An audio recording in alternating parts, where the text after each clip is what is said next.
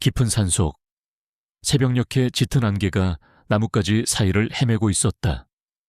습기를 머금은 공기는 차가웠고 이따금씩 들려오는 바람소리는 마치 잊혀진 영혼들의 울음소리 같았다.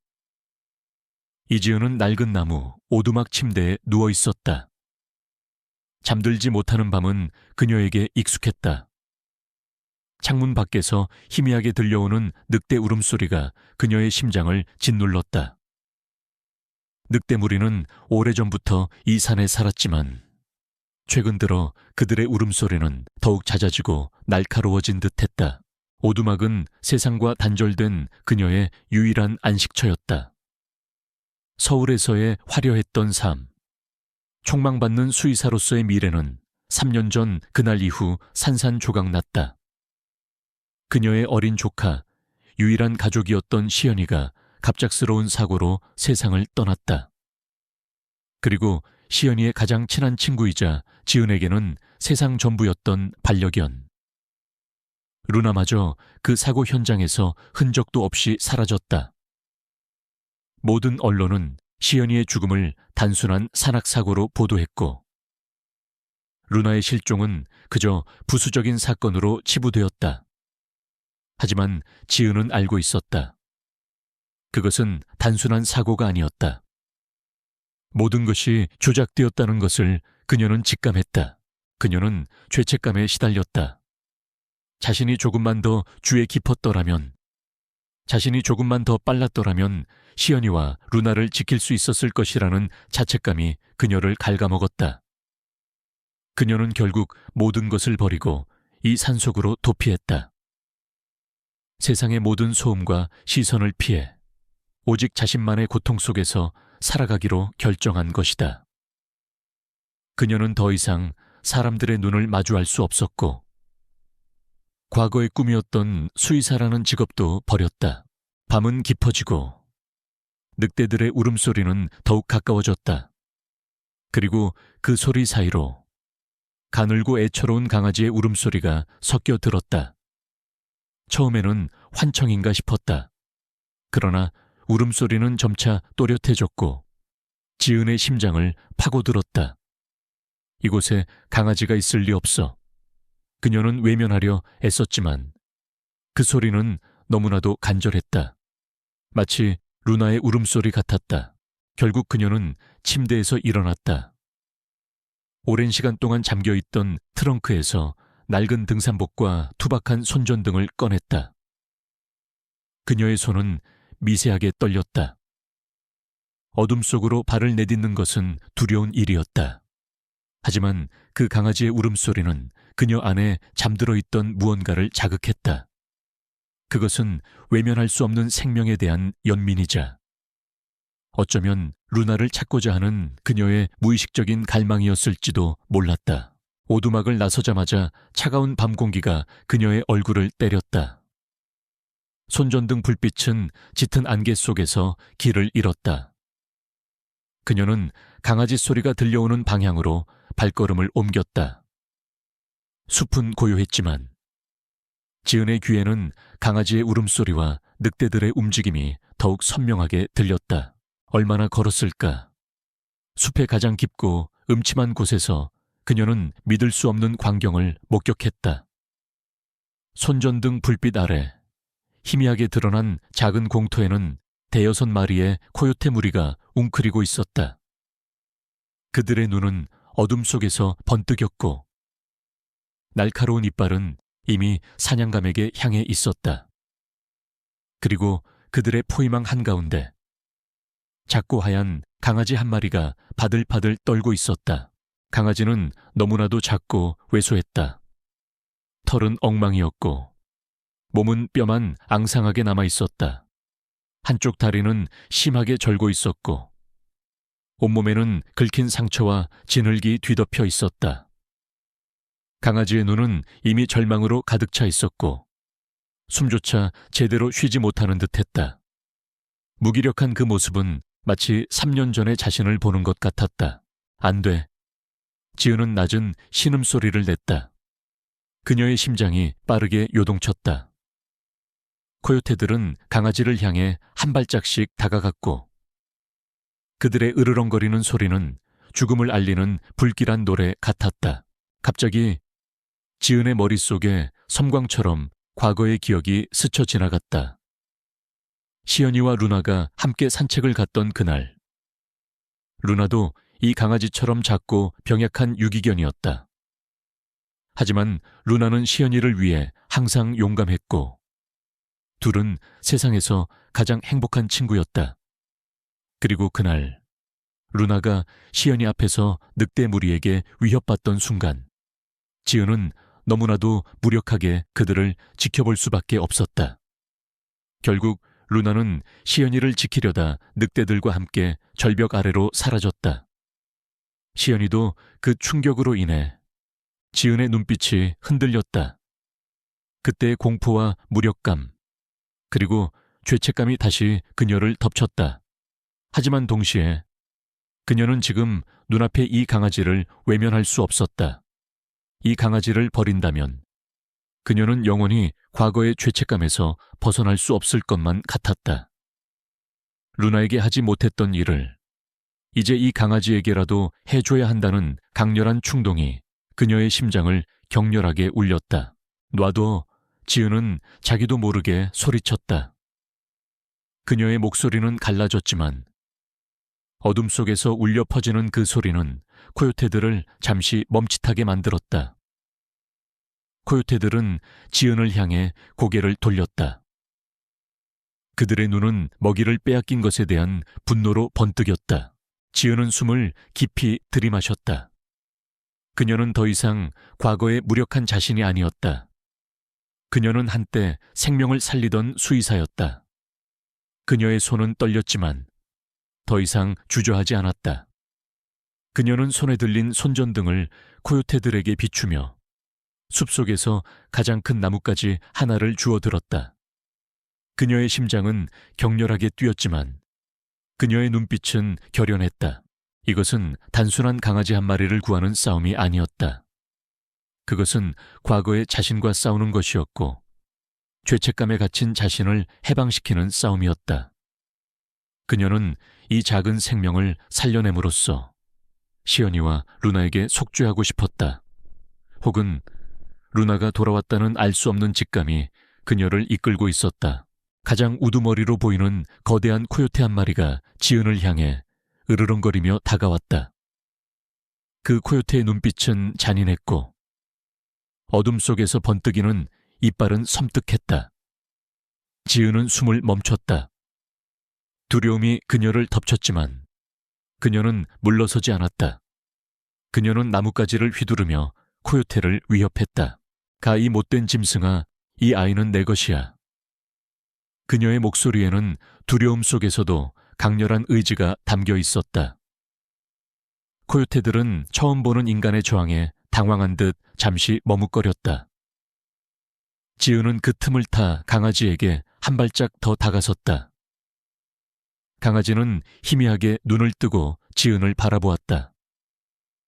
그 작은 눈동자 속에는 절망뿐만 아니라 희미한 희망의 빛이 담겨 있었다. 지은은 코요테 무리 속으로 뛰어들었다. 손에 든 나뭇가지를 휘두르며 맹렬하게 코요테들을 위협했다. 그녀의 눈빛은 흔들림 없었고 목소리는 두려움 속에서도 단호했다. 코요테들은 갑작스러운 인간의 공격에 당황한 듯 잠시 뒷걸음질 쳤다. 그들은 먹이를 쉽게 포기하려 하지 않았지만 지은의 기세에 눌려 잠시 주춤거렸다. 가장 우두머리인 코요테가 다시 한번 으르렁거리며 지은에게 달려들었다. 지은은 본능적으로 몸을 피하며 나뭇가지로 코요테의 머리를 내리쳤다. 코요테는 고통스러운 신음을 내며 뒤로 물러섰다. 그 틈을 타 지은은 쓰러져 있는 강아지에게 몸을 숙였다. 강아지는 너무나도 약해 보였다. 숨조차 제대로 쉬지 못하는 작은 몸은 차갑게 식어 있었다. 지은은 조심스럽게 강아지를 품에 안았다. 강아지의 천이 그녀의 손에 닿는 순간 잊고 있던 과거의 기억이 물밀듯이 밀려왔다. 3년 전 그날 시연이와 루나는 언제나처럼 산책을 나섰다. 지은은 연구실에서 중요한 실험을 하느라 그들을 따라가지 못했다. 오후 늦게 산에서 비명소리가 들려왔다는 전화를 받았다. 지은은 한달음에 달려갔지만 이미 때는 늦었다. 시연이는 절벽 아래로 떨어져 싸늘한 주검으로 발견되었고 루나는 흔적도 없이 사라졌다. 경찰은 단순한 산악사고라고 결론 내렸지만 지은은 믿을 수 없었다. 루나는 시연이를 혼자 두지 않는 아이였다. 루나에게 무슨 일이 있었던 걸까? 그리고 시연이는 정말 단순 사고로 죽은 걸까? 그녀의 눈에 다시 한번 눈물이 고였다. 품에 안긴 강아지는 미세하게 떨고 있었다. 지은은 강아지의 작은 몸을 더욱 단단히 안았다. 괜찮아. 내가 지켜줄게. 절대 놓지 않을 거야. 그녀의 목소리에는 과거의 자신에게 보내는 다짐이자 루나에게 하지 못했던 약속이 담겨 있었다. 코요테들은 다시 포위망을 좁혀왔다. 그들의 눈은 더욱 사나워졌고 굶주림에 이글거렸다. 지은은 더 이상 물러설 곳이 없음을 직감했다. 그녀는 강아지를 품에 안고 천천히 뒷걸음질 쳤다. 숲은 깊고 어두웠으며 어디로 가야 할지 알 수 없었다. 그때 강아지의 작은 몸에서 희미한 빛이 나는 것을 느꼈다. 강아지의 눈동자. 너무나도 맑고 깊은 그 눈빛이 마치 길을 알려주는 듯 그녀를 어딘가로 이끌었다. 지은은 강아지의 눈빛이 향하는 방향으로 무작정 달리기 시작했다. 숲은 온통 나무와 덤불로 뒤덮여 있었지만 신기하게도 강아지가 이끄는 길은 마치 미리 뚫어놓은 듯 그녀에게 최단 경로를 제시했다. 코요테들은 끈질기게 그녀의 뒤를 쫓았다. 그들의 발소리가 점점 가까워졌다. 절박한 순간 지은은 눈앞에 나타난 작은 동굴을 발견했다. 동굴 입구는 좁고 어두웠지만 코요테들을 따돌리기에는 충분했다. 그녀는 망설임 없이 동굴 속으로 뛰어들었다. 강아지는 그녀의 품에 안겨 마치 모든 것을 알고 있다는 듯 조용히 숨을 골랐다.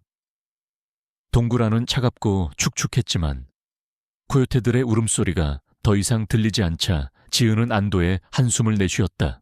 지은은 품에 안긴 강아지를 조심스럽게 내려놓았다. 강아지는 기침을 콜록거렸고 몸은 여전히 미세하게 떨렸다. 그녀는 강아지의 털을 쓰다듬으며 눈물을 흘렸다. 이제 괜찮아. 괜찮을 거야.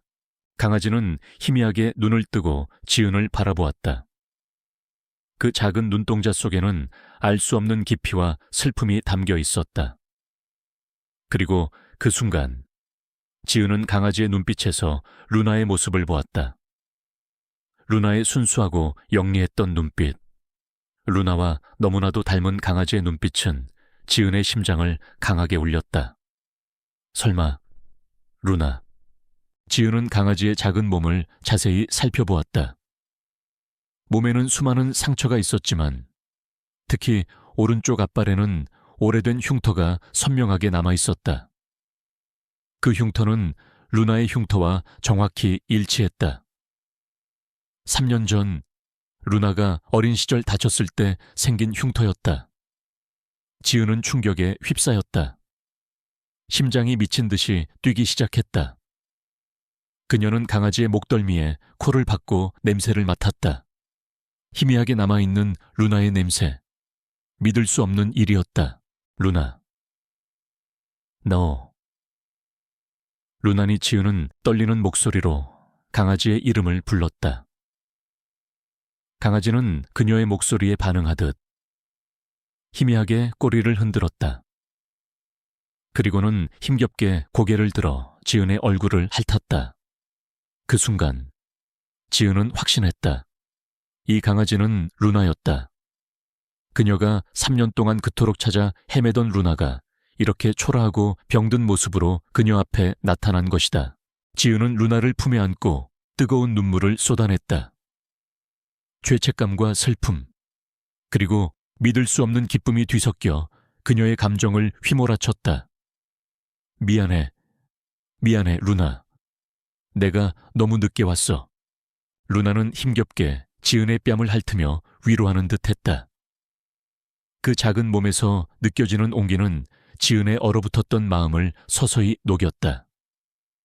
지은은 루나를 보살피기로 결심했다. 그녀는 더 이상 과거의 비극에 갇혀 지내지 않을 것이다. 루나가 살아 돌아온 것은 기적이었고 그녀에게 새로운 삶을 시작할 기회를 주었다.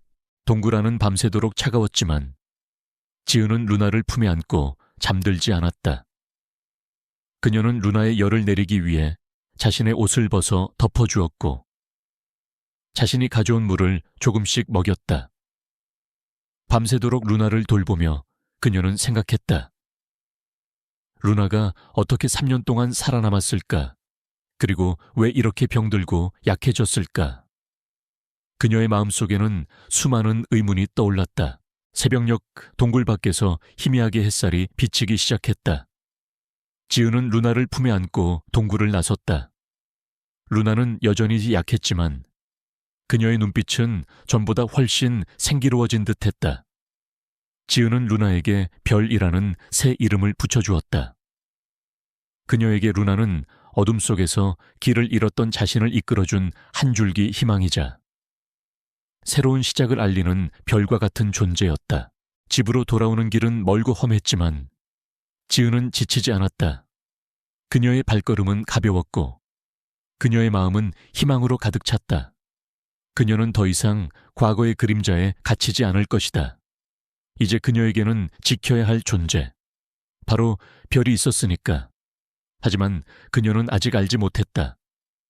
별의 생존과 관련된 진실이 그녀의 과거 비극과 깊이 연관되어 있으며 그녀를 또 다른 거대한 음모의 소용돌이 속으로 이끌 것이라는 것을. 이지은은 별을 품에 안고 오두막으로 돌아왔다. 새벽녘의 차가운 공기 속에서도 그녀의 마음은 따스한 온기로 가득했다. 별은 너무나도 약해 보였다. 마른 몸에 뼈가 앙상하게 드러나 있었고 털은 엉망으로 엉겨붙어 있었다. 지은은 별을 조심스럽게 침대에 눕히고 수의사로서의 모든 지식과 경험을 동원해 별을 돌보기 시작했다. 가장 먼저 따뜻한 물로 별의 몸을 조심스럽게 닦아주었다. 엉겨붙은 털을 풀어주고 상처 난 곳을 소독하고 연고를 발라주었다. 별은 고통스러운 듯 신음했지만 지은의 손길을 거부하지 않았다. 오히려 그녀의 손길에 기대어 편안한 듯 눈을 감았다. 지은은 별에게 소량의 영양제와 따뜻한 우유를 먹였다. 별은 힘겹게 그것을 받아들였다. 지은은 별이 조금이라도 회복될 수 있도록 밤새도록 정성껏 돌보았다. 며칠이 지났다. 별은 지은의 헌신적인 보살핌 덕분에 조금씩 기력을 회복했다. 죽음의 문턱에 있던 별의 눈빛은 점차 생기를 되찾았고 작은 몸에서는 희미하게나마 따뜻한 온기가 느껴졌다. 지은은 별의 빠른 회복력에 놀랐다. 보통의 강아지라면 그렇게 심한 상처와 영양실조 상태에서 살아남기 힘들었을 것이다. 지은은 별을 보면서 문득 자신이 살고 있는 이 산속 마을에 대한 기억을 떠올렸다. 이 마을은 오래전부터 저주받은 땅이라고 불렸다. 과거 이 마을에는 동물들을 잔혹하게 학대하고 숲을 파괴하는 악독한 무리가 살았다고 전해진다. 그들의 만행으로 인해 숲의 정령들이 분노했고 그 결과 마을에는 기이한 질병이 돌고 동물들이 사라지는 저주가 내렸다는 것이다. 하지만 이 모든 이야기는 그저 전설처럼 전해질 뿐 누구도 그 진실을 알지 못했다. 지은은 별과 함께 오두막 주변을 산책하며 주변을 탐색하기 시작했다.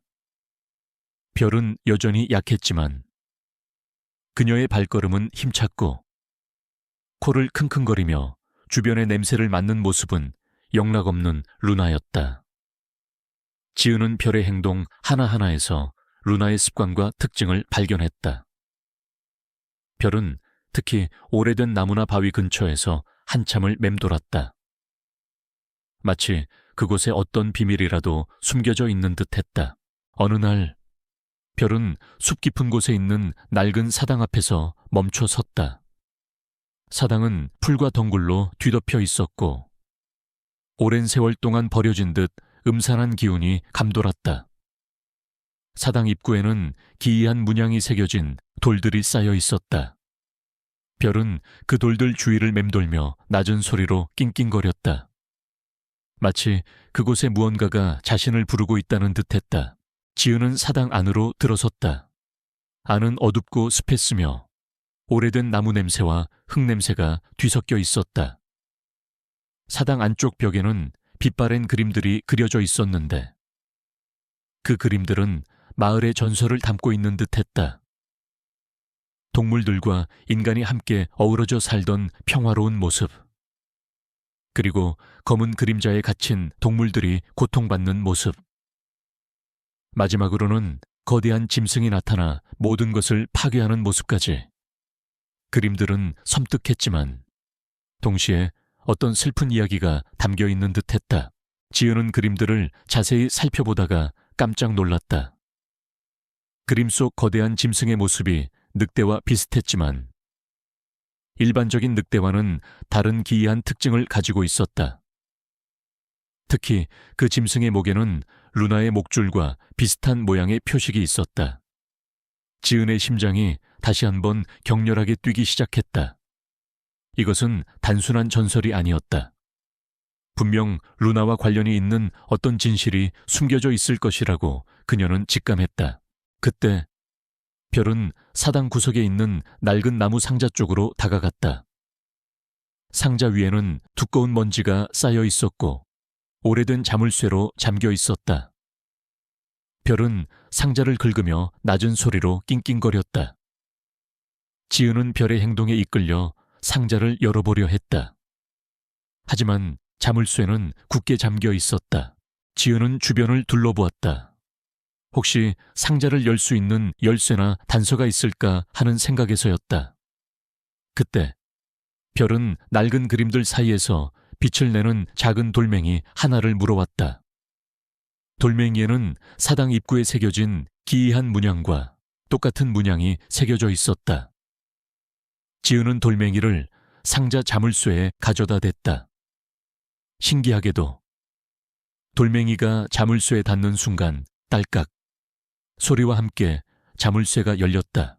상자 안에는 빛바랜 책 한 권과 낡은 편지 몇 통, 그리고 오래된 녹음기가 들어있었다. 책은 이 산속 마을의 역사와 전설에 대한 기록이었다.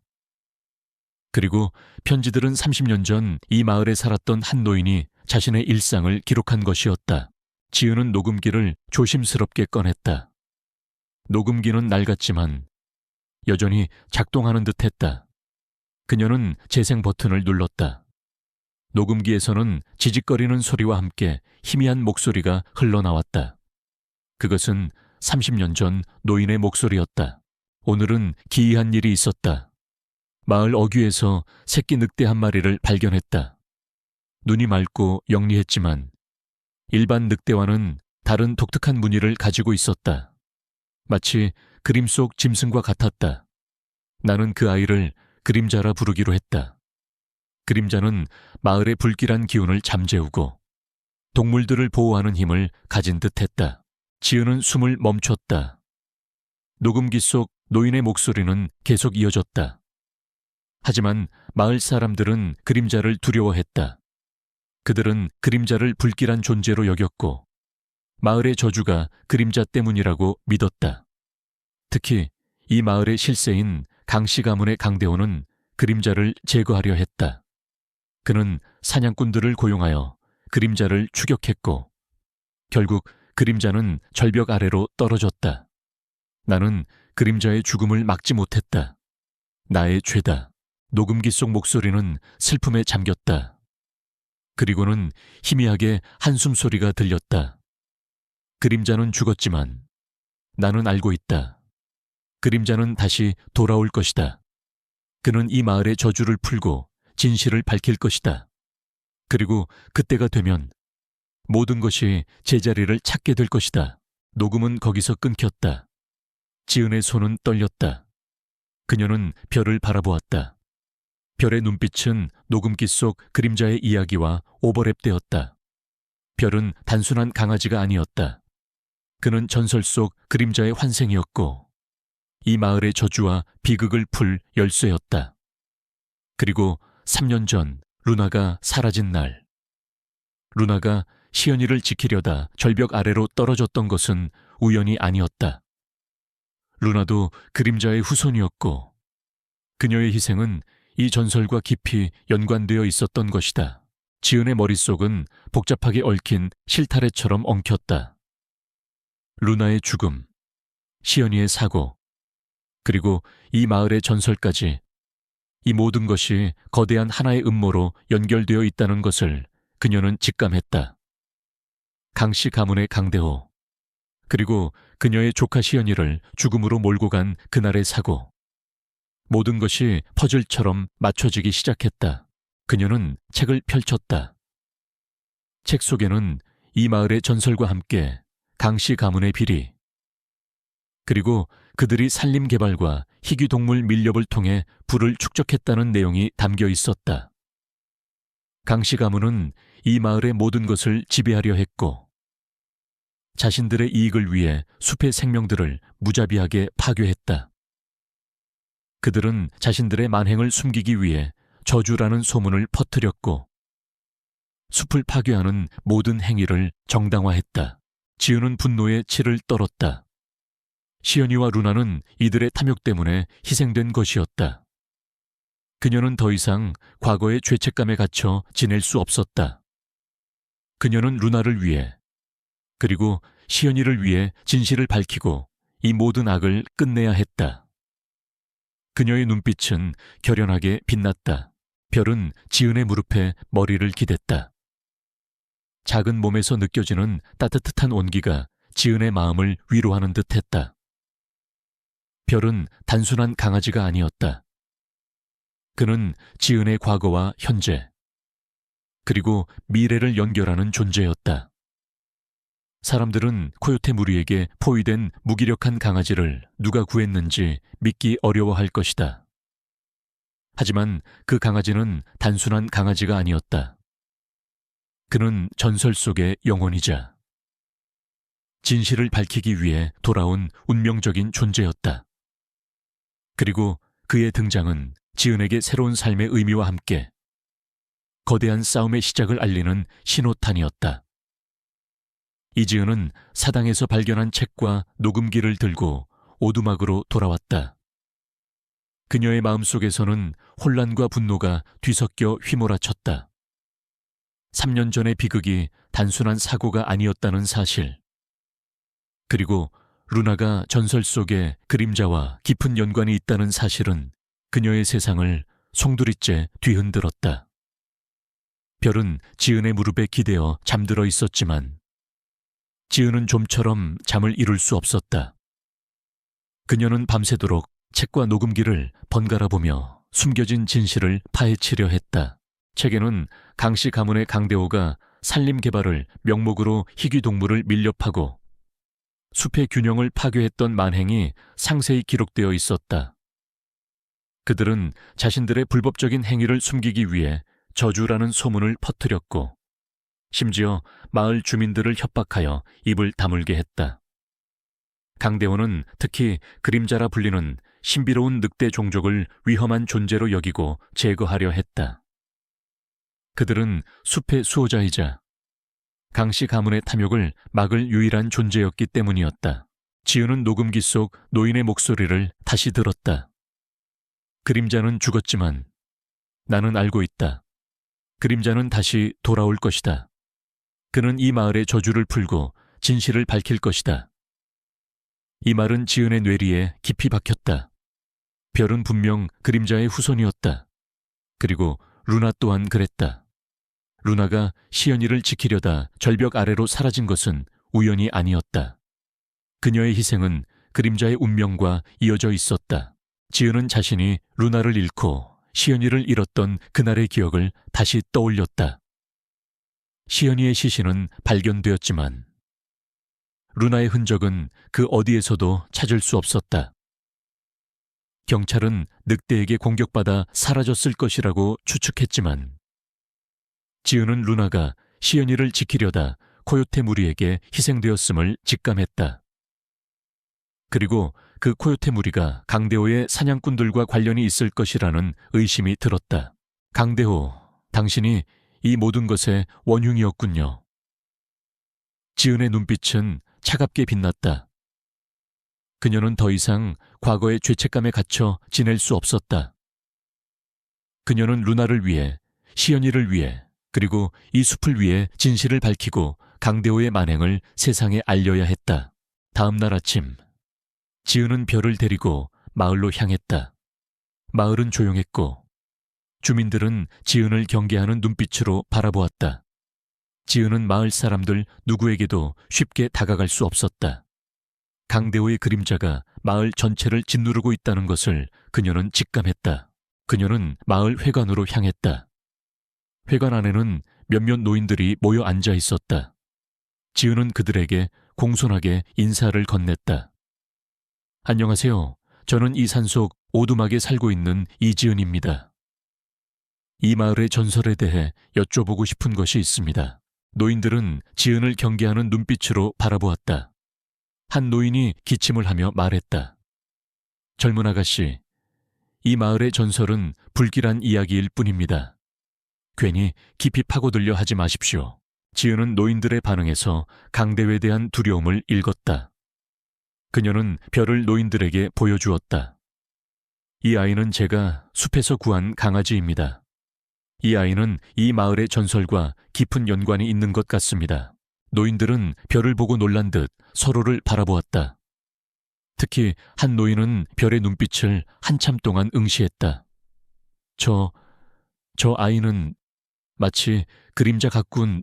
지은은 노인들에게 사당에서 발견한 책과 녹음기에 대해 이야기했다.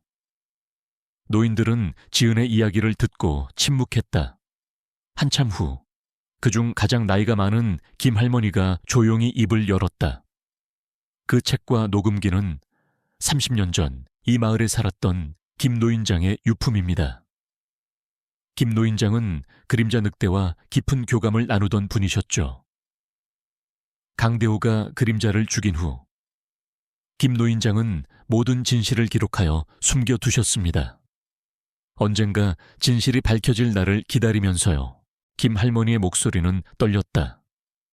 강대호는 이 마을의 모든 것을 지배하고 있습니다. 그에게 대항하는 자는 누구든 비극적인 최후를 맞았습니다. 젊은 아가씨, 당신도 위험해질 수 있습니다. 조심해야 합니다. 지은은 김 할머니의 경고에 고개를 끄덕였다. 그녀는 이미 위험을 감수할 각오가 되어 있었다. 저는 두렵지 않습니다. 저는 제 조카와 루나의 죽음의 진실을 밝혀야 합니다. 그리고 이 마을의 평화를 되찾아야 합니다. 김 할머니는 지은의 결연한 눈빛을 보고 잠시 생각에 잠겼다. 그리고는 자신의 품속에서 낡은 열쇠 하나를 꺼냈다. 이것은 김 노인장의 오래된 연구실 열쇠입니다.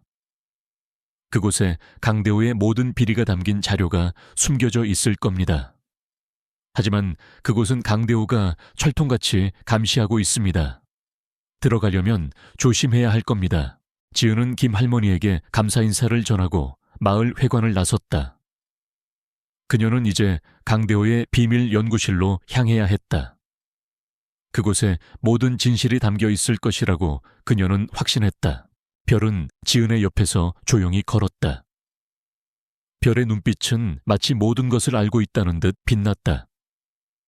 별은 단순한 강아지가 아니었다. 그는 지은의 길을 안내하고 그녀를 위험에서 보호하는 숲의 수호자였다. 지은은 별의 존재 자체가 기적이라고 생각했다. 강대호의 비밀 연구실은 마을 외곽에 버려진 광산 속에 숨겨져 있었다. 입구는 낡은 철문으로 굳게 닫혀 있었고 주변에는 으스스한 기운이 감돌았다. 지은은 별과 함께 조심스럽게 광산으로 다가갔다. 광산 주변에는 강대호가 고용한 경비원들이 삼엄하게 경비를 서고 있었다. 별은 지은의 손을 핥으며 낮은 소리로 낑낑거렸다. 마치 경비원들의 움직임을 알려주는 듯했다. 지은은 별의 신호에 따라 몸을 숨겼다. 그녀는 경비원들의 순찰 경로를 파악하고 그들이 잠시 한눈을 파는 틈을 노렸다. 밤이 깊어지고 광산 주변은 더욱 고요해졌다. 경비원들은 피곤한 듯 꾸벅꾸벅 졸고 있었다. 지은은 그 틈을 타 광산 입구로 몰래 다가갔다. 그녀는 김할머니에게 받은 열쇠로 철문을 열었다. 삐걱거리는 소리와 함께 철문이 열리자 광산 안에서는 차갑고 습한 공기가 뿜어져 나왔다. 지은은 별과 함께 광산 안으로 들어섰다. 안은 어둡고 으스스했다. 그녀는 손전등을 켜고 조심스럽게 발걸음을 옮겼다. 광산 안은 거대한 미로 같았다. 낡은 레일과 쓰러진 지지대들이 곳곳에 널려 있었다. 별은 갑자기 지은의 발치에서 멈춰 섰다. 그리고는 코를 킁킁거리며 한쪽 벽을 가리켰다. 벽은 낡은 나무 판자로 막혀 있었다. 지은은 나무 판자를 뜯어냈다. 그 안에는 숨겨진 통로가 나타났다. 통로 안은 어둡고 좁았지만 지은은 망설이지 않았다. 그녀는 별과 함께 통로 안으로 기어들어갔다. 통로 끝에는 작은 문이 나타났다. 문을 열자 넓고 깨끗한 공간이 나타났다. 그곳은 바로 김 노인장의 비밀 연구실이었다. 연구실 안에는 수많은 서류 뭉치와 컴퓨터 그리고 오래된 장비들이 놓여 있었다. 연구실 한쪽 벽에는 숲의 생태계와 동물들의 이동 경로를 나타내는 거대한 지도가 걸려 있었다. 그리고 지도 위에는 그림자 늑대들의 서식지가 표시되어 있었다. 지은은 서류들을 하나씩 살펴보았다. 그 속에는 강대호가 지난 수십 년간 저질러온 불법적인 산림 개발과 희귀동물 밀렵에 대한 모든 증거들이 담겨 있었다. 그리고 더욱 충격적인 것은 강대호가 밀렵을 통해 얻은 수익을 이용하여 마약 밀매 조직과 연루되어 있었다는 사실이었다. 시연이의 사고는 단순한 산악사고가 아니었다. 시연이는 루나와 함께 숲에서 강대호의 마약 거래 현장을 목격했고 강대호는 그들을 제거하기 위해 사고를 위장했던 것이다. 지은의 손이 떨렸다. 분노와 슬픔이 그녀를 휘감았다. 그녀의 눈가에는 뜨거운 눈물이 흘러내렸다. 그녀는 루나를 품에 안고 오열했다. 시연아, 루나, 내가 너무 늦게 알았어. 미안해. 별은 지은의 눈물을 핥으며 위로하는 듯했다. 그 작은 몸에서 느껴지는 따뜻한 온기는 지은의 마음을 조금이나마 진정시켰다. 지은은 모든 증거들을 모아 USB에 저장했다. 그리고 연구실을 나섰다. 그녀는 이제 더 이상 망설이지 않을 것이다. 그녀는 강대호의 모든 죄를 세상에 밝히고 시연이와 루나의 억울한 죽음을 갚아줄 것이다. 그리고 이 숲의 평화를 되찾을 것이다. 사람들은 코요테 무리에게 포위된 무기력한 강아지를 누가 구했는지 믿기 어려워할 것이다. 하지만 그 강아지는 단순한 강아지가 아니었다. 그는 진실을 밝히기 위해 돌아온 영혼이었고 지은에게 새로운 삶의 의미를 일깨워준 구원자였다. 이제 그들의 싸움은 시작되었다. 강대호는 자신의 비밀 연구실에 침입자가 다녀갔다는 보고를 받자마자 분노에 휩싸였다. 그는 누구도 감히 자신의 영역을 침범할 수 없다고 굳게 믿고 있었다. 특히 김 노인장의 연구실은 수십 년간 누구도 찾지 못했던 곳이었다. 감히 누가 내 성역을 건드렸는가? 그의 목소리는 광산 전체에 울려 퍼질 듯 쩌렁쩌렁했다. 강대호는 즉시 부하들을 시켜 지은을 찾도록 명령했다.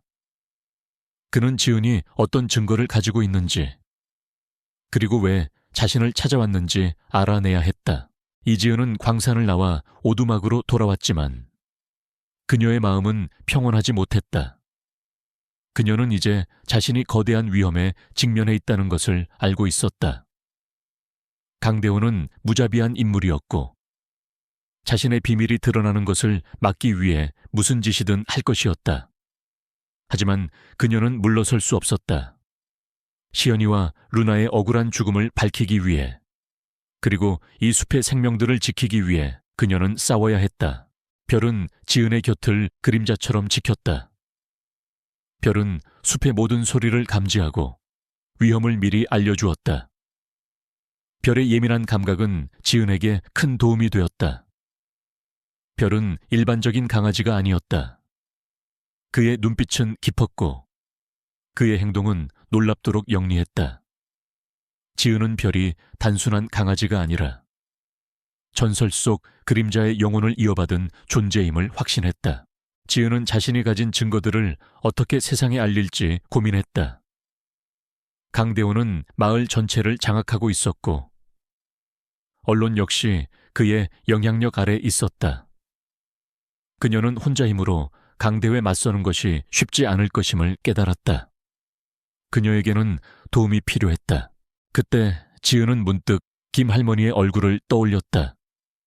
김 할머니는 김 노인장과 친분이 있었고 강대호의 만행을 증언해줄 유일한 사람이었다. 지은은 별과 함께 김 할머니를 찾아갔다. 김 할머니는 지은이 광산에서 돌아왔다는 소식에 놀랐지만 지은이 가지고 온 증거들을 보자 그녀의 눈빛은 흔들렸다. 이런 일이 있었을 줄이야. 김 할머니는 떨리는 손으로 강대호의 비리 장부를 만졌다. 강대호는 정말로 마약 밀매 조직과 연루되어 있었군요. 시연이와 루나가 그들의 거래 현장을 목격했다니 지은은 김 할머니에게 모든 것을 털어놓았다. 그녀의 과거, 시연이와 루나의 죽음, 그리고 별의 정체까지. 김 할머니는 지은의 이야기를 듣고 깊은 한숨을 내쉬었다. 김 노인장님께서 말씀하셨던 그림자의 환생이 정말로 돌아왔군요. 이 모든 것은 운명인가 봅니다.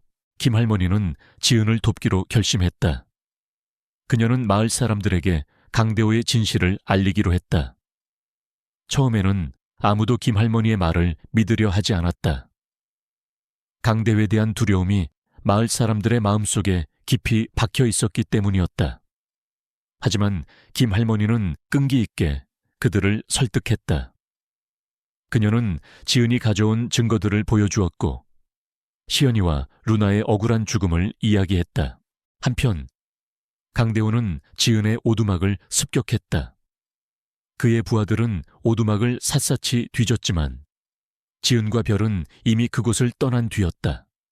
강대호는 분노하여 오두막을 불태우려 했지만 그때 별이 지은에게 알려준 곳으로 미리 숨겨둔 자료들은 찾지 못했다. 강대호는 지은이 모든 증거를 가지고 있다는 것을 확신했다. 그는 지은을 반드시 찾아내 제거해야 한다고 생각했다. 강대호는 마을 사람들을 소집했다. 그는 지은을 마을의 저주를 다시 불러온 마녀로 몰아갔다. 저 이지은이라는 여자는 마을의 평화를 해치는 악마입니다. 그녀는 유기견을 이용해 마을을 혼란에 빠뜨리려 합니다. 그녀를 잡아서 벌해야 합니다. 강대호의 선동에 마을 사람들은 불안해하기 시작했다.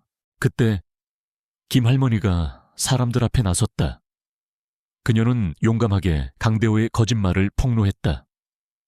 여러분, 강대호의 말을 믿지 마십시오. 진실은 다릅니다. 강대호는 지난 수십 년간 이 숲을 파괴하고 희귀 동물을 밀렵했으며 심지어 어린아이와 강아지까지 죽인 악마입니다. 김 할머니의 폭로에 마을 사람들은 충격에 빠졌다. 강대호는 분노하여 김 할머니를 끌어내려 했지만 마을 주민들은 더 이상 강대호의 힘에 눌리지 않았다. 그들은 김 할머니의 말에 귀를 기울이기 시작했다. 지은은 김 할머니의 용기에 감동했다. 그녀는 사람들 앞에 나섰다. 제가 바로 그 이지은입니다. 제가 가진 모든 증거를 보여드리겠습니다. 그리고 이 마을의 저주가 강대호의 탐욕 때문에 시작되었다는 것을 밝히겠습니다. 지은은 자신이 광산에서 가져온 USB를 사람들에게 보여주었다. 그리고 그 안에 담긴 강대호의 비리와 범죄 사실을 설명했다. 사람들은 충격과 공포에 휩싸였다. 강대호는 더 이상 자신의 거짓말을 숨길 수 없었다. 그는 자신의 범죄가 만천에 드러났다는 사실에 분노하며 지은에게 달려들었다. 이 더러운 계집 감히 네가 나를 거역해 죽여버리겠다. 강대호는 칼을 뽑아 지은을 향해 휘둘렀다. 그 순간 별이 지은의 앞을 가로막았다. 별의 몸에서 희미한 푸른빛이 뿜어져 나왔고 그의 눈빛은 날카롭게 빛났다. 별은 강대호의 팔을 물었고 강대호는 고통스러운 비명을 지르며 칼을 떨어뜨렸다. 별은 강대호의 목덜미를 물고 놓지 않았다. 그의 작은 몸에서 뿜어져 나오는 힘은 일반적인 강아지의 것이 아니었다. 마을 사람들은 별의 기이한 능력에 경악했다. 그들은 전설 속 그림자 늑대가 다시 나타났다는 것을 깨달았다. 별은 강대호의 힘을 제압하고 그를 마을 사람들 앞에 무릎 꿇렸다. 강대호의 얼굴에는 공포와 절망이 뒤섞여 있었다. 그는 더 이상 오만하고 위압적인 존재가 아니었다. 그는 한낱 초라한 범죄자에 불과했다. 강대호의 부하들은 자신들의 우두머리가 제압당하는 모습을 보고 당황했다. 그들은 도망치려 했지만 마을 주민들은 더 이상 강대호의 편이 아니었다. 그들은 힘을 합쳐 강대호의 부하들을 제압했다. 그때 산림청 직원들과 경찰들이 마을로 들어왔다. 김할머니가 미리 연락해둔 것이었다. 그들은 강대호와 그의 부하들을 현장에서 체포했다. 강대호는 끌려나가면서도 지은을 향해 저주를 퍼부었지만 지은은 묵묵히 그를 바라볼 뿐이었다. 그녀의 눈빛 속에는 더 이상 슬픔이나 분노가 없었다. 오직 평온함과 결연함만이 남아있었다. 사람들은 강대호가 체포되었다는 사실에 환호했다. 그들은 드디어 오랜 억압에서 벗어날 수 있게 되었다. 마을에는 평화가 찾아왔고 숲은 다시 생기를 되찾기 시작했다. 지은은 영웅이 되었다. 그녀는 마을의 저주를 풀고 진실을 밝혀낸 구원자였다. 별은 지은의 품에 안겨 잠들어 있었다. 그의 작은 몸은 여전히 약했지만 그의 존재는 지은에게 거대한 힘과 용기를 주었다. 사람들은 코요테 무리에게 포위된 무기력한 강아지를 누가 구했는지 믿기 어려워할 것이다. 하지만 그 강아지는 단순한 강아지가 아니었다. 그는 전설 속의 영혼이자 정의를 실현하기 위해 돌아온 운명적인 존재였다. 그리고 그의 등장은 지은에게 새로운 삶의 의미와 함께 거대한 싸움의 시작을 알리는 신호탄이었다.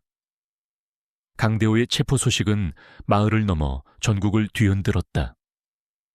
언론은 한때 존경받던 지역 유지의 추악한 이면과 그가 저지른 끔찍한 범죄들을 연일 보도했다. 특히 마약 밀매 조직과의 연루, 사실은 국민들에게 큰 충격을 안겨주었다. 산림청과 경찰은 강대호와 관련된 모든 인물들을 수사하기 시작했고 그의 제국은 한순간에 무너져 내렸다. 마을 주민들은 오랜 억압에서 해방된 듯 환호했지만 동시에 자신들이 오랜 시간 동안 진실을 외면했다는 죄책감에 시달렸다.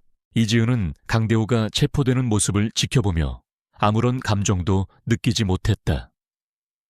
그녀의 마음속에는 복수심 대신 깊은 허탈함이 자리 잡고 있었다. 시연이와 루나의 죽음에 대한 진실은 밝혀졌지만 그들이 다시 돌아올 수는 없었다. 그녀는 이제 무엇을 해야 할지 알 수 없었다. 별은 지은의 곁을 떠나지 않았다. 강대호가 체포된 후에도 별은 지은의 품에 안겨 잠들거나 그녀의 그림자처럼 따라다녔다. 별의 작은 몸은 이제 훨씬 건강해졌고 그의 눈빛은 더욱 맑고 깊어졌다. 별의 존재는 지은에게 유일한 위로이자 앞으로 나아갈 이유가 되었다. 강대호는 수감된 후에도 자신의 죄를 인정하지 않았다. 그는 지은이 자신을 모함했다고 주장하며 어떻게든 빠져나가려 애썼다. 그는 자신의 변호사를 통해 언론에 계속해서 거짓 정보를 흘렸고 여전히 자신의 영향력을 행사하려 했다. 하지만 그의 시도는 모두 수포로 돌아갔다. 지은이 가진 증거들은 너무나도 명백하고 강력했다. 재판은 시작되었고 전 국민의 이목이 집중되었다. 이지은은 증인으로 출석하여 강대호의 모든 죄를 낱낱이 증언했다. 그녀의 증언은 차분했지만 그 속에는 시연이와 루나에 대한 깊은 사랑과 강대호에 대한 단호한 분노가 담겨 있었다. 그녀는 시연이의 마지막 모습과 루나의 희생에 대해 이야기할 때 잠시 목이 메었지만 이내 눈물을 닦고 증언을 이어갔다. 강대호는 자신의 탐욕을 위해 숲을 파괴하고 동물들을 학대했으며 심지어 어린아이와 강아지까지 죽였습니다. 그는 이 마을에 저주를 내린 진짜 악마입니다. 지은의 목소리는 법정 전체에 울려 퍼졌다. 그녀는 또한 별의 이야기를 털어놓았다. 코요테 무리에게 포위된 무기력한 강아지였던 별이 어떻게 그녀를 진실로 이끌었고 강대호를 제압하는데 결정적인 역할을 했는지에 대해 설명했다. 사람들은 별의 이야기에 놀라움을 금치 못했다. 어떤 이들은 믿기 어렵다는 표정을 지었지만 별의 존재와 그가 지은을 도왔던 기적 같은 사건들은 이미 수많은 언론을 통해 보도된 사실이었다. 강대호의 변호사는 지은의 증언을 믿을 수 없다고 반박했다. 그는 별이 단순한 강아지일 뿐이며 지은이 환각에 시달리고 있다고 주장했다. 이 모든 것은 이지은 씨의 망상입니다. 걔가 어떻게 인간의 범죄를 밝혀낼 수 있단 말입니까? 그때 법정 한켠에 조용히 앉아있던 별이 갑자기 자리에서 일어났다. 별은 지은의 발치로 다가가 지은의 다리를 핥았다. 그리고는 강대호를 향해 낮은 소리로 으르렁거렸다. 별의 눈빛은 강대호를 향한 경고와 분노로 이글거렸다. 강대호는 별의 눈빛과 으르렁거리는 소리에 섬뜩함을 느꼈다. 그는 마치 전설 속 그림자 늑대가 자신을 노려보는 듯한 공포에 사로잡혔다. 강대호의 얼굴은 창백해졌고 그의 몸은 미세하게 떨리기 시작했다. 그는 별의 존재가 자신에게 어떤 의미인지 누구보다 잘 알고 있었다. 별은 그림자의 환생이었고 자신에게 복수하기 위해 돌아온 존재였으니까. 그때 검찰은 강대호가 마약 밀매 조직과 주고받았던 암호화된 메시지를 공개했다. 이 메시지들 속에는 시연이와 루나의 죽음을 지시하는 내용이 명백하게 담겨 있었다. 그리고 이 메시지들은 김 부인장의 연구실에서 발견된 자료들과 완벽하게 일치하였다. 강대호는 더 이상 빠져나갈 수 없었다. 모든 증거가 그를 향하고 있었다. 그는 결국 법정에서 무릎을 꿇고 울부짖었다. 제가 잘못했습니다. 제가 모두를 죽였습니다. 루나도. 시연이도 제가 죽였습니다. 저에게 자비를 베풀어 주십시오. 그의 절규는 법정 전체에 울려 퍼졌다. 재판장은 강대호에게 사형을 선고했다. 그는 자신의 탐욕과 잔혹함에 대한 대가를 치러야 했다. 강대호는 끌려나가면서도 지은을 향해 비열한 미소를 지으며 중얼거렸다. 네가 이겼다고 생각하나 너도 결국 혼자 남게 될 거야. 모든 것을 잃고 혼자. 지은은 강대호의 마지막 발언에 잠시 흔들렸지만 이내 평정을 되찾았다. 그녀는 이제 더 이상 혼자가 아니었다. 그녀에게는 별이 있었고 그녀를 지지해주는 김할머니와 마을 주민들이 있었다. 재판이 끝난 후 지은은 별을 품에 안고 법정을 나섰다. 수많은 기자들이 그녀에게 몰려들었다. 이지은 씨, 지금 심정이 어떠신가요? 정의가 실현되었다고 생각하십니까? 지은은 마이크를 잡았다. 그녀의 목소리는 차분했지만 확신에 차 있었다. 저는 오늘 정의가 실현되었다고 생각합니다. 하지만 동시에 우리는 이 모든 비극을 통해 중요한 교훈을 얻어야 합니다. 인간의 탐욕이 얼마나 많은 생명과 자연을 파괴할 수 있는지, 그리고 우리가 얼마나 쉽게 진실을 외면할 수 있는지를요. 그녀는 벼를 쓰다듬으며 말을 이었다. 이 아이는 저에게 새로운 삶을 선물해 주었습니다. 그리고 이 아이는 저에게 진정한 용기와 희망을 가르쳐 주었습니다. 저는 이제 이 아이와 함께 이 숲의 생명들을 지키고 다시는 이런 비극이 일어나지 않도록 노력할 것입니다. 사람들은 지은의 말에 깊은 감동을 받았다. 그녀는 단순한 복수를 넘어 세상을 변화시키려 하는 진정한 영웅이었다. 별은 지은의 품에 안겨 잠들어 있었다. 그의 작은 몸은 여전히 약했지만 그의 존재는 세상에 거대한 파장을 일으켰다. 코요테 무리에게 포위된 무기력한 강아지를 누가 구했는지 믿기 어려워했던 사람들은 이제 그 강아지가 세상을 구하는 데 기여한 영웅임을 인정했다. 지은은 별과 함께 새로운 삶을 시작할 준비를 했다. 그녀는 더 이상 과거의 그림자에 갇히지 않을 것이다.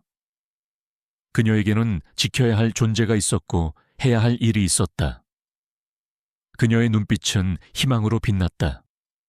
그녀는 다시 한번 숲으로 향했다. 그곳에서 새로운 시작을 알리는 빛이 그녀를 기다리고 있었다. 산속 마을에는 비로소 평화가 찾아왔다. 강대호의 죄악이 만천에 드러나고 그가 합당한 벌을 받으면서 마을을 짓누르던 어둠의 그림자가 걷히기 시작했다. 숲은 다시 생기를 되찾았고 맑은 물이 흐르는 시냇가는 사라졌던 동물들이 하나둘 모습을 드러냈다. 이지은은 오두막으로 돌아와 새로운 삶을 준비했다.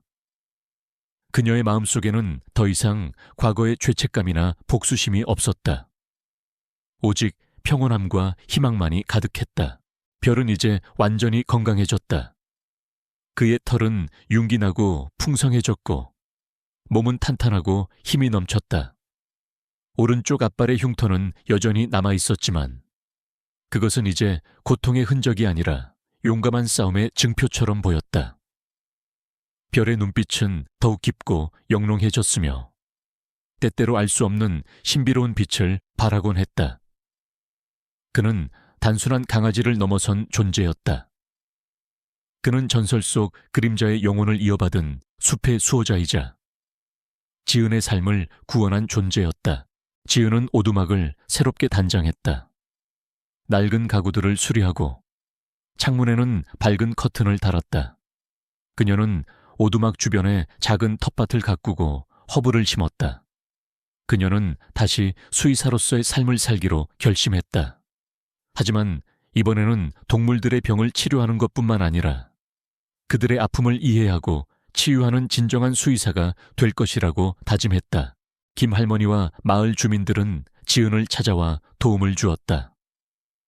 그들은 강대회에게 억압받았던 과거를 반성하며 이제 지은과 함께 마을을 올바른 방향으로 이끌고자 했다.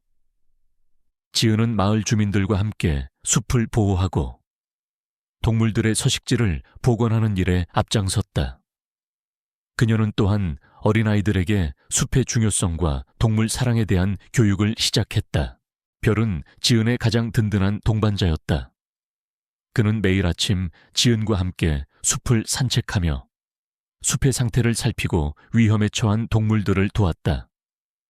별의 존재는 숲의 동물들에게도 큰 힘이 되었다. 숲의 코요테 무리도 이제는 별을 적대시하지 않았다.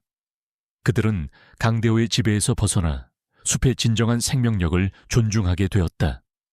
이제 코요테들은 더 이상 약한 강아지를 노리지 않았고 숲의 모든 생명들과 조화롭게 살아갔다. 어느 날 오후 지은은 별과 함께 숲 깊은 곳에 있는 사당을 다시 찾았다. 사당은 이제 더 이상 음산하고 버려진 곳이 아니었다. 마을 주민들이 사당을 정비하고 주변에는 작은 꽃들을 심었다. 지은은 사당 안으로 들어서서 김 노인장의 책과 녹음기를 조심스럽게 꺼냈다. 그녀는 책을 펼쳐 마지막 페이지를 읽었다. 그림자는 죽지 않는다. 그는 언제나 숲과 함께 존재하며 숲이 위험에 처할 때 다시 돌아올 것이다. 그는 진실을 밝히고 평화를 가져올 것이다. 그리고 그때가 되면 인간은 자연과 조화를 이루는 방법을 배우게 될 것이다. 지은은 별을 쓰다듬었다. 이제 그림자가 가져온 평화 속에서 우리 모두가 배워야 할 때야. 그렇지. 별은 지은의 말에 동의하듯 고개를 끄덕였다. 그의 눈빛은 깊은 지혜와 영혼의 평화를 담고 있었다. 별은 더 이상 루나가 아니었다. 그는 루나의 육체를 가지고 환생한 그림자이자 이지은의 삶을 영원히 바꾼 운명적인 존재였다. 그의 희생과 용기는 지은에게 사랑과 용서, 그리고 진정한 치유의 의미를 깨닫게 해주었다. 지은은 이제 과거의 트라우마에서 완전히 벗어났다. 그녀는 더 이상 시연이와 루나의 죽음에 대한 죄책감에 시달리지 않았다. 그녀는 그들이 희생된 것이 아니라 더 큰 의미를 위한 숭고한 존재였다는 것을 깨달았다. 시연이는 숲의 비밀을 밝히는 데 일조했고, 루나는 그림자로서 지은을 진실로 이끌었다. 그들의 영혼은 숲속에서 영원히 살아 숨 쉴 것이었다. 그녀는 마을 사람들과 함께 숲의 모든 생명을 존중하며 살아갈 것이다. 그녀는 강아지들을 치료하고 보호하며 인간과 동물이 공존하는 세상을 만들기 위해 노력할 것이다. 그녀의 삶은 이제 단순한 생존이 아니었다. 그것은 사랑과 봉사, 그리고 치유의 여정이었다. 석양이 붉게 물들어 숲을 황금빛으로 물들였다. 지은은 별과 함께 사당을 나섰다. 그들의 발걸음은 가벼웠고 그들의 그림자는 숲길 위에 길게 드리워졌다. 사람들은 코요테 무리에게 포위된 무기력한 강아지를 누가 구했는지 믿기 어려워했을 것이다. 하지만 이제 그들은 알고 있었다. 그 강아지는 단순한 동물이 아니라 한 여인의 삶을 구하고 한 마을의 평화를 되찾으며 진정한 정의를 실현한 별이라는 존재였다는 것을. 지은과 별의 이야기는 오랫동안 마을 사람들의 입에서 입으로 전해졌다. 그것은 단순한 전설이 아니라 인간과 자연, 그리고 생명에 대한 사랑의 위대함을 일깨우는 살아있는 교훈이 되었다. 숲은 다시 번성했고 마을은 평화로웠다. 그리고 그 모든 것의 중심에는 언제나 변함없이 숲을 지키는 별과 그와 함께하는 이지은의 따뜻한 미소가 있었다.